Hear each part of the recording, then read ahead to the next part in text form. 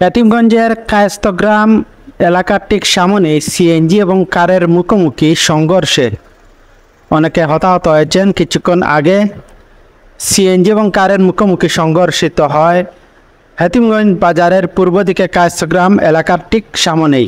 আপনারা দেখতে পাচ্ছেন ইতিমধ্যে সিএনজিটি খাদে পড়ে আছে, পাশাপাশি কারের যে অবস্থা আপনারা দেখতে পাচ্ছেন। সিএনজি এবং কারের মুখোমুখি সংঘর্ষে সিএনজিতে থাকা প্যাসেঞ্জার এবং কারে থাকা প্যাসেঞ্জার হতাহত হয়েছেন। তাৎক্ষণিক কিন্তু তাদের চিকিৎসার জন্য মেডিকেলে প্রেরণ করা হয়।